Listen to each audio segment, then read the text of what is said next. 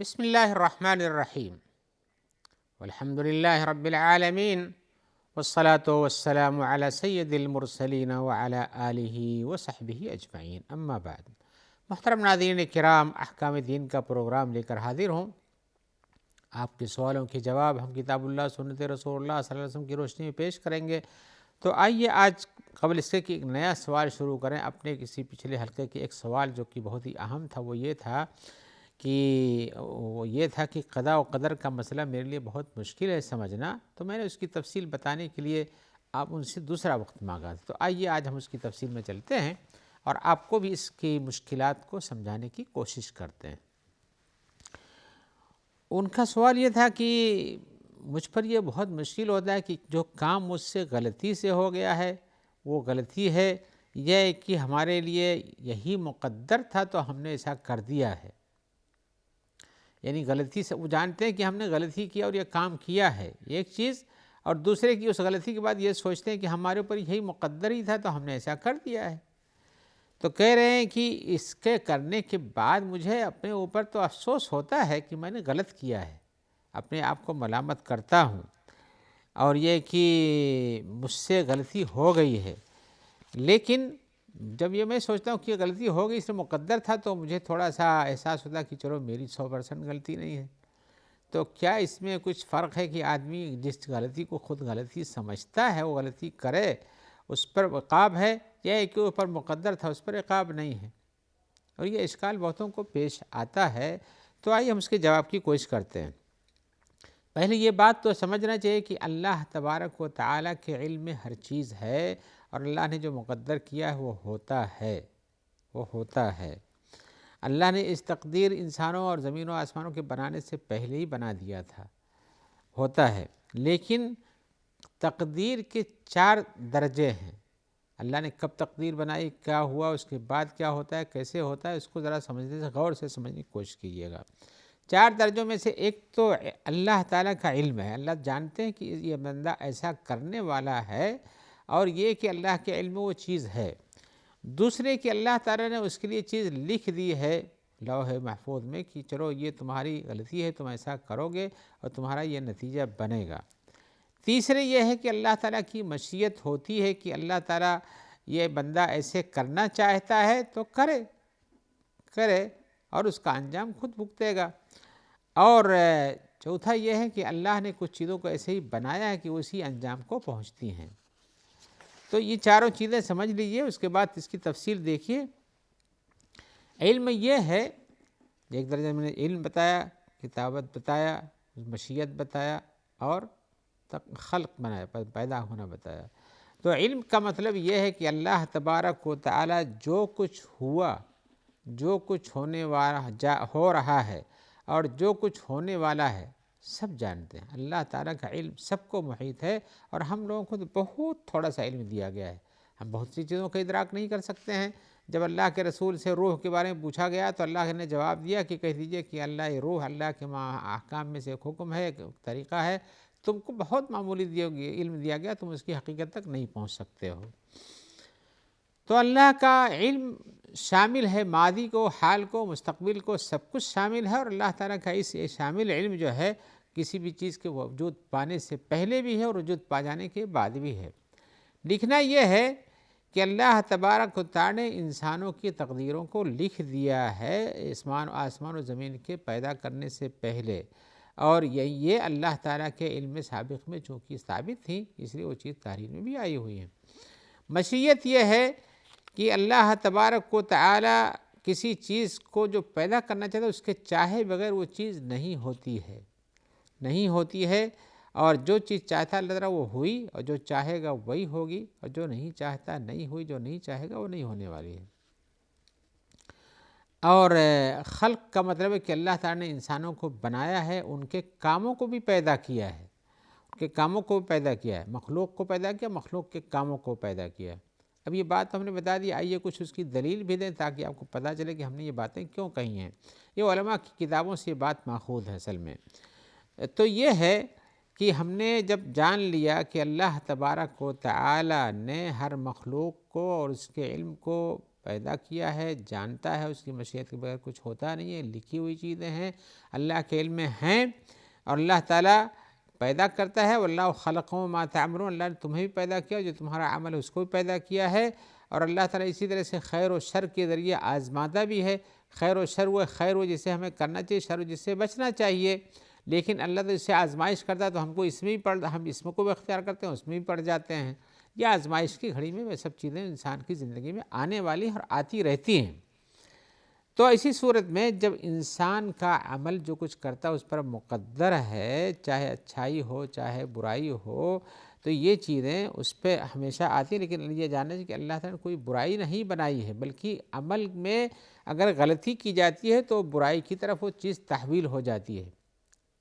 آپ یوں سمجھ لیجئے، آپ کے سامنے زہر رکھا ہوا، زہر نقصان دہ چیز ہے، لیکن اگر آپ اس کو استعمال کر لیتے ہیں اپنے جسم میں تو وہ آپ کو نقصان پہنچا دیتی ہے، اور آپ اس کو نہیں استعمال کرتے ہیں یا اس سے زہر مارنے کے لیے کوئی چیز بنائی جاتی ہے اس کو کاٹ توڑ کر کے، تو وہی چیز فائدے کی بن جاتی ہے۔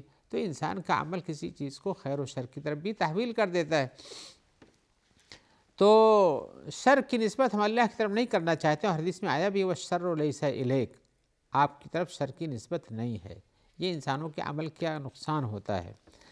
تو انسانوں کے گناہوں سے جو چیز ہوتی ہے، یہ جو خاص برائی ہوتی ہے انسانوں کے گناہوں کا نتیجہ ہوتا ہے، یعنی بدعملی کا نتیجہ ہوتا ہے، غلط استعمال کا نتیجہ ہوتا ہے، اور اس کا نقصان لوگوں کو پہنچتا ہے اور اس کو بھی خاص طور سے پہنچتا ہے۔ اور اسی طرح سے لوگ کبھی کبھی شر کی تلاش میں زیادہ رواں دواں رہتے ہیں۔ یہ بھی ایک عجیب سی بات ہے، اللہ تعالیٰ فرماتے ہیں وَلَوْ يُعَجِّلُ اللَّهُ لِلنَّاسِ الشَّرَّ اسْتِعْجَالَهُم بِالْخَيْرِ لَقُضِيَ إِلَيْهِمْ، اور اللہ تعالیٰ جیسا وہ برا کرتے ہیں اس کے نتیجے ان کو عذاب دیتا، تو جیسے ان کو بھلائی چاہتے ہیں کہ ہم کو عذاب نہ آئے، ایسا نہیں ہوتا، بلکہ عذاب ان پر ان کے گناہوں کی بنیاد پہ آ جاتا۔ تو لوگ اس طرح سے کرتے ہیں، اور اللہ تعالیٰ تو لوگوں کے ظلم و زیادتی پر، شر و فساد پر جلدی مواخذہ نہیں کرتے، بلکہ ان کو سدھرنے کا موقع دیتے ہیں کہ اپنے گناہوں سے باز آ جاؤ۔ اللہ تعالیٰ فرماتے ہیں وَلَوْ يُؤَاخِذُ اللَّهُ النَّاسَ بِظُلْمِهِمْ، اگر اللہ تعالیٰ لوگوں کو ان کے ظلم و زیادتیوں کی بنیاد پر ان کا مواخذہ کرتا، ان کی گرفت کرتا، مَا تَرَكَ عَلَيْهَا مِن دَابَّةٍ، تو زمین پر کوئی بھی چلنے والا بچتا نہیں۔ وَلَكِنْ يُؤَخِّرُهُمْ إِلَىٰ أَجَلٍ مُّسَمًّى، لیکن ان کو ایک متعینہ مدت یعنی قیامت تک کے لیے ان کو موقع دیتا ہے، تاخیر دیتا ہے، اور وہاں پہنچ کر ان کا حساب و کتاب ہونے والا ہے۔ تو اس زندگی میں آپ گناہوں کے ساتھ اچھائی کا موقع ملتا ہے، لیکن آدمی کرے نہ کرے اس کی اپنی مرضی ہے، اور اسی کے گناہوں کی بنیاد پر اس کو مشکلات آتی ہیں، اس لیے کہ اللہ کی نافرمانی کرے گا، شر کا کام کرے گا، جو اس کے لیے مقدر اپنے عمل سے ذریعے اپنے آپ کو برائی پہنچاتا ہے، تو اس کو نقصان پہنچائے گا ہی۔ اللہ تعالیٰ فرماتے ہیں مَا أَصَابَكُم مِّن مُّصِيبَةٍ فَبِمَا كَسَبَتْ أَيْدِيكُمْ وَيَعْفُو عَن كَثِيرٍ، تمہیں جو کچھ نقصان اور مصیبت پہنچتی ہے تمہارے گناہوں، تمہارے ہاتھوں کا کیا ہوا نتیجہ ہے، اور اللہ تعالیٰ بہت سے کچھ تو چھوڑ بھی دیتے ہیں۔ آپ دیکھیں گے کتنے انسان ہیں جو اللہ کے ساتھ شرک کرتے ہیں، کفر کرتے ہیں، اللہ تعالیٰ سے ناراض رہتے ہیں، اور معاذ اللہ تعالیٰ کے حق میں غلط الفاظ بھی استعمال کر دیتے ہیں، لیکن پھر بھی وہ زندہ ہیں، پھر بھی وہ اللہ تعالیٰ کو موقع دیتا ہے کہ شاید کبھی سدھر جائیں۔ تو ایسی صورت میں انسانوں کو جو اچھائیاں پہنچتی ہیں اللہ کا فضل ہوتا ہے، اور جو برائیاں پہنچتی ہیں ان کے گناہوں کا نتیجہ ہوتا ہے۔ تو ایسی صورت میں یہ بات جو رہ جاتی ہے کہ انسان کے مقدر میں لکھا ہوا ہے، تو اللہ تعالیٰ نے خیر و شر کو مقدر کیا اس کے عملوں کے اتجاہ اور مناسبت کی بنیاد پر ایسا ہوتا ہے، اور اسی صورت میں انسان کے لیے جو وہ کام کرتا ہے جس انداز سے، اسی کا نتیجہ اس پر مرتب ہوتا ہے۔ اس کی ایک مثال دے کے میں آپ کو سمجھائی، یہ مسئلہ بڑا ہی مشکل نظر آتا ہے لوگوں کو سمجھنے میں۔ جیسے ایک استاذ پڑھاتا ہے لوگوں کو، کچھ بچوں کو پڑھاتا ہے، لیکن جن کو پڑھا رہا ہے ان کے بارے میں جانتا ہے کہ یہ تو محنت کرتا ہے، یہ محنت نہیں کرتا ہے، یہ بہت کھیل کرتا ہے، یہ تو غلط کام ہی کرتا ہے، تو اس کا ایک اندازہ ہوتا ہے کہ امتحان آنے والے امتحان میں کیا رزلٹ نکلیں گے ایسے کام کرنے والوں کے۔ تو وہ ایک اندازے سے سمجھ لیجیے اس کو درجات بھی دیتا ہے کہ یہ کامیاب ہوگا، یہ ناکام ہوگا، یہ کامیاب ہوگا یا ناکام ہوگا، یہ بیچ کے درجے میں پہنچے گا، اور جیسا وہ اندازہ کیے رہتا ہے ویسے ہی رزلٹ بھی آتا ہے۔